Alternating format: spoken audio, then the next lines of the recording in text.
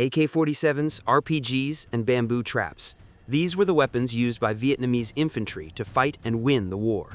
Starting with assault rifles and carbines. AK-47. This legendary assault rifle became the defining symbol of PAVN forces. It was incredibly reliable in mud and rain, and proved far more durable than the early M16s carried by American troops. Then the SKS. This semi-automatic carbine was a staple for Viet Cong militia units. It was simple to maintain and provided effective fire against U.S. patrols, even in the hands of less experienced local fighters. VZ-58. While this Czech rifle looks similar to a famous Soviet weapon, its internal parts are actually quite different. It was known for being remarkably lightweight, a huge advantage when moving through dense terrain. Type 63.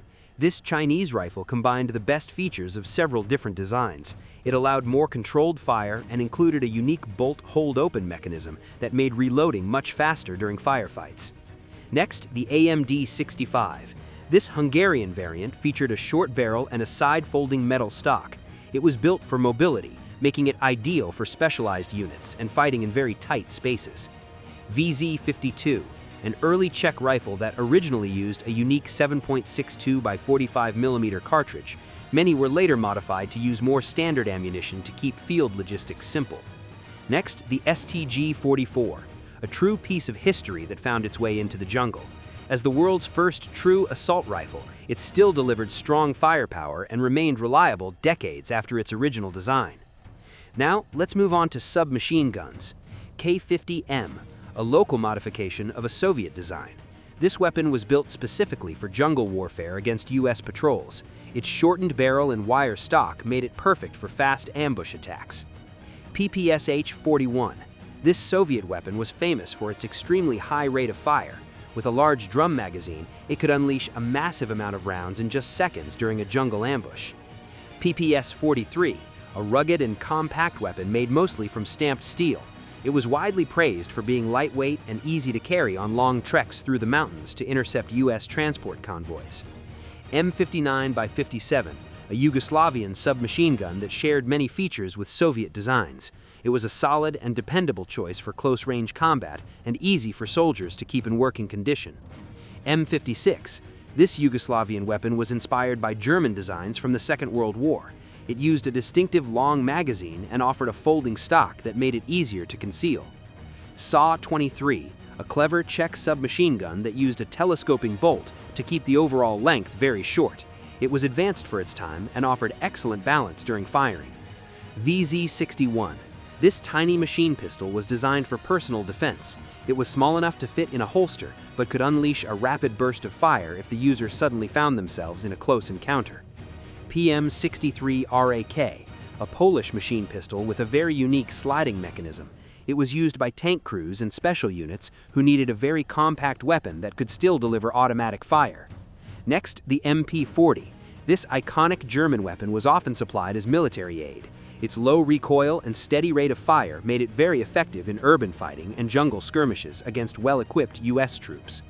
Up next, PPD-34x40. An early Soviet submachine gun that helped shape later models. It featured a high-capacity drum and served as a reliable companion for soldiers in the early years of the conflict. Moving on to machine guns. RPD.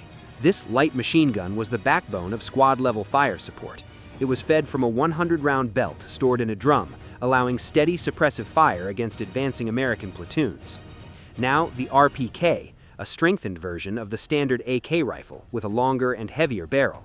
It allowed more sustained fire without the risk of overheating during long defensive engagements. Type 11. This was a domestic version of a heavy support rifle. It was produced locally to make sure squads still had strong firepower even when shipments from abroad were delayed. PKM. Widely considered one of the best machine guns ever made. It was surprisingly light for its power and could operate in the harshest environments without failing during major offensives. DP-28. Easily recognized by the large flat ammunition pan mounted on top. Though it was an older design, its heavy rounds were very effective at keeping the enemy at a distance.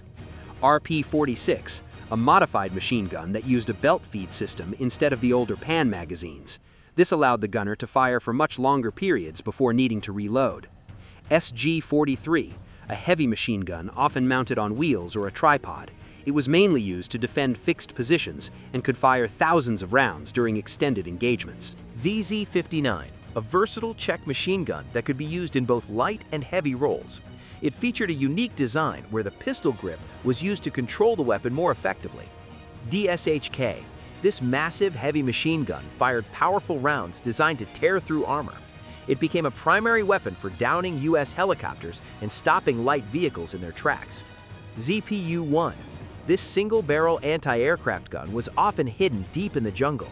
It was extremely powerful and could take down low-flying U.S. search and rescue aircraft over the dense canopy.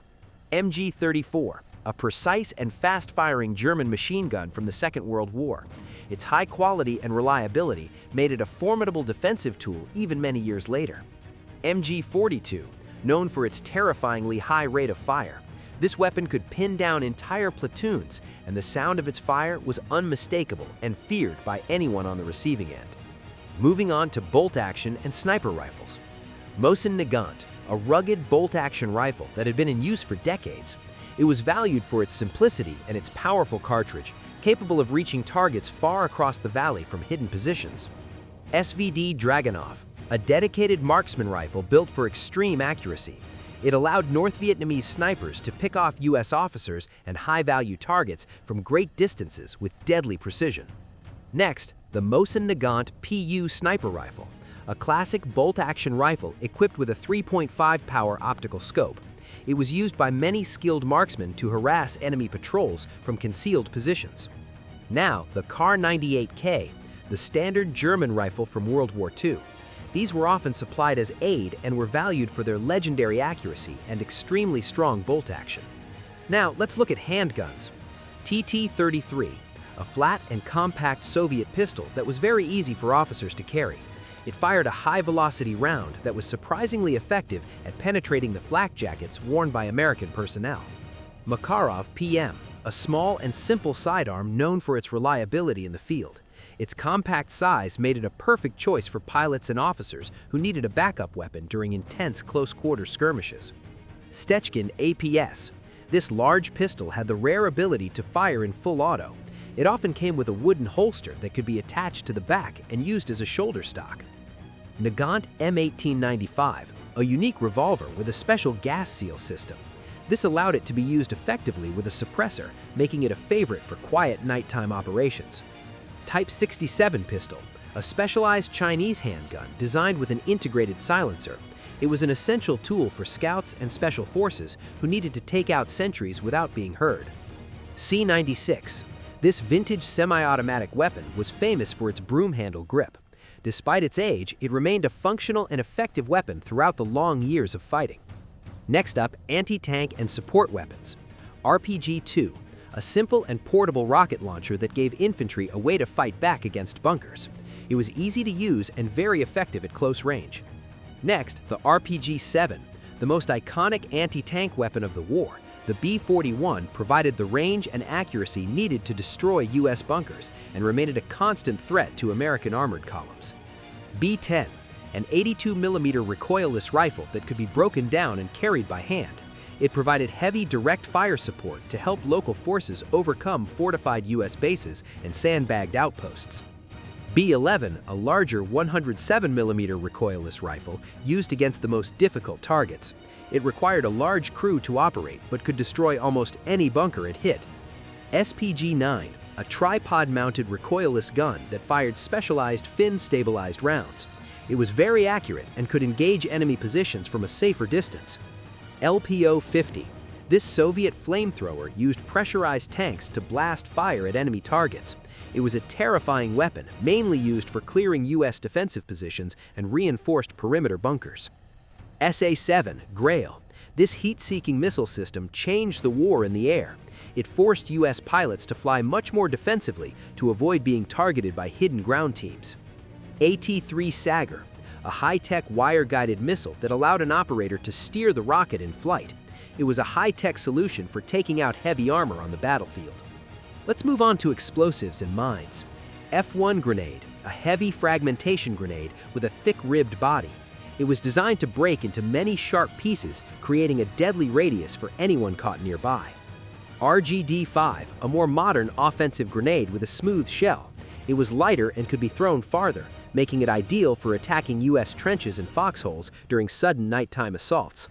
Up next, RG-42, a simple grenade made from a metal can with a fragmenting strip inside. It was easy to manufacture and became a common tool for setting up deadly ambushes. RKG-3. This specialized anti-tank grenade used a small parachute to stabilize itself. It was designed to strike the thinner top armor of a tank to cause maximum damage. DH-10, a large directional mine used to counter U.S. claymores.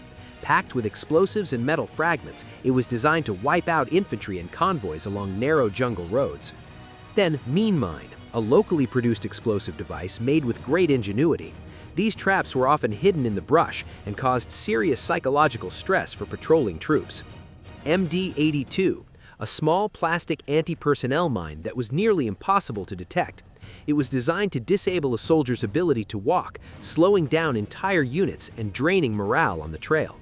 Up next, POMS-2, a fragmentation mine mounted on a wooden stake and triggered by a tripwire. It was a simple but very effective way to defend the perimeter of a base. Now, let's look at mortars. Type 31, a portable 60mm mortar that was easy to carry over rough terrain. It provided quick and effective indirect fire support for units on the move. PM-41. This Soviet mortar was a heavy hitter for battalion-level support. It was used to rain down high explosives on enemy concentrations with great effect.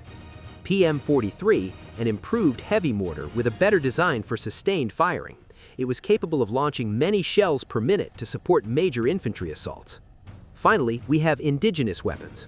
Zip gun, a crude, homemade firearm built from scrap metal and pipes.